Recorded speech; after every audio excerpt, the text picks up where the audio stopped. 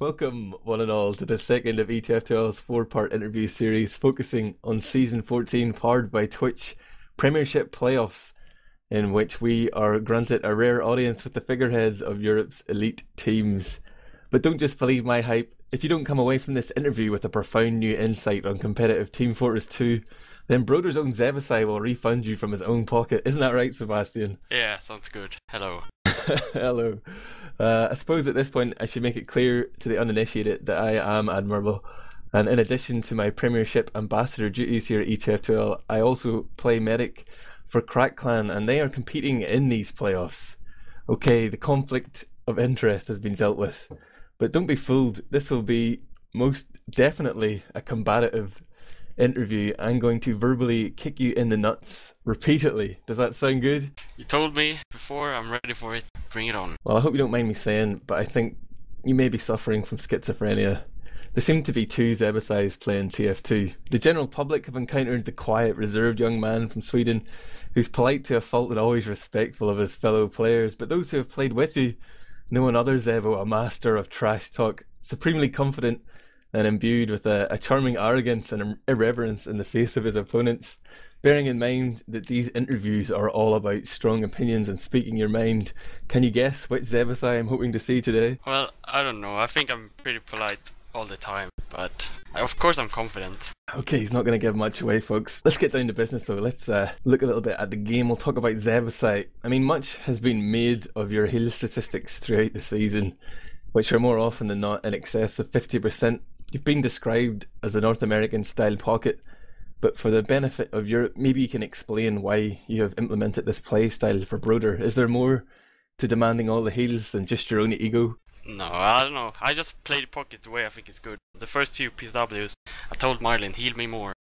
And he did that, and I got more heals. But recently, if you saw the logs versus BFF, I didn't get that much, as I usually do. So I think we're spreading them around a bit more now. Yeah, you're jumping the gun here. I was just going to say that in your last official against BFF over 2 maps, you had 36% and 38% on the heal spread. Should I be reading anything into that, or was it just because you died so many times? I don't know. It felt like I got the heals when I needed them anyway. I didn't build that game. Usually I build all the Ubers, but this time we had Scout building them. So I think that changed a lot. And Rib is doing a lot better now, so he needs more heals and he uses them very well. Yeah, considering that this was sort of the game where you had less heals, and perhaps the first one in the season where Rib actually stood out as playing particularly well, is it possible that your heal requirements have been forcing him to take a back seat? Is that even a bad thing? I don't know. I think, I'm not saying Rib has been bad this season, but the last few weeks he's really been stepping up his game.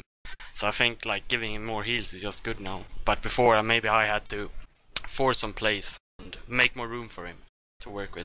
Yeah, I think I can agree with that. I mean, honestly, I think my analysis is sort of flaky at best when we consider that the healing statistics from that supplementary stats plugin don't account for overheals.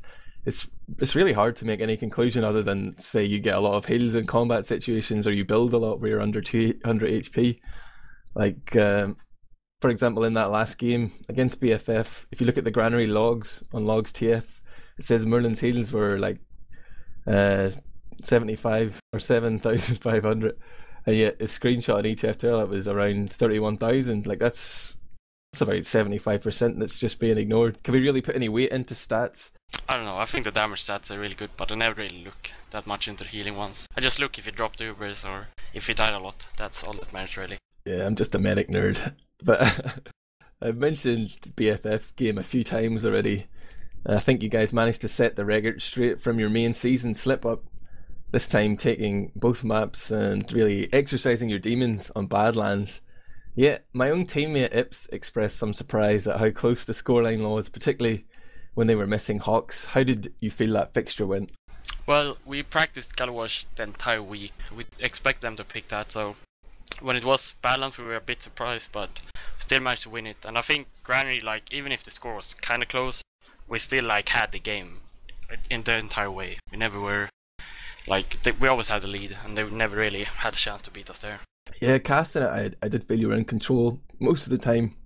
I think maybe the scoreline was a bit misleading, and maybe Kairos would say otherwise. But anyway, In about 10 days, you're going to be facing off against Clan in round 2 of the playoffs. Building on that round 1 victory against BFF, what lessons will you be taking forward? Or do you think a different approach is required against each of the top 4? No, not really. Like, we have to practice process, like, really hard.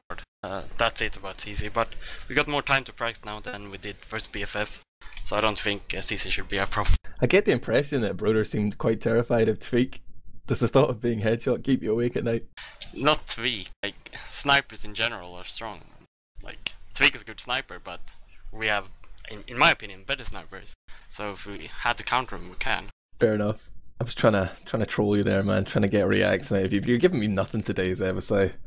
We'll just keep it boring then. I can say with a fair degree of certainty that Broder have come out on top in the majority of their PCWs against Clan.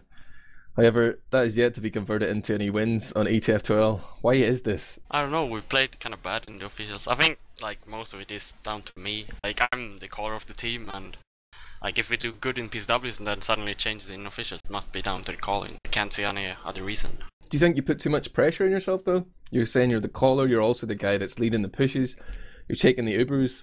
I mean, is it too much based on whether Zebbosai has a good day? No, not at all. Like, I don't think so. Like, I should be able to manage that kind of stuff.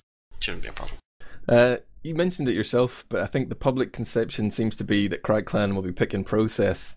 It is our home map after all. What are your thoughts on the potential map selections and the sort of losers pick system in general? Well, if CC don't pick process, like, they're fucking stupid. Because that's the only map they really beat us on. And that second map they would pick, I have no clue, but I'm guessing it's gonna be like a stalemate map. Galawash, Snakewater, maybe Granary, but I think we're quite strong in Granary, so it would be stupid for you to pick that one. Okay, I'm just gonna bite my tongue there. On that, Sebastian, I'm gonna bring things to a close. Thank you for taking the time to talk to ETF2L and put up with such an unprofessional interviewer. Everyone else, make a note in your collective diaries. Round 2 of the ETF2L Season 14 powered by Twitch and Club 3D Premiership playoffs should be happening on Thursday the 28th of March 2013. But keep an eye on e2f12.org, vanilla tf2.org and teamfortress.tv for the most up-to-date information.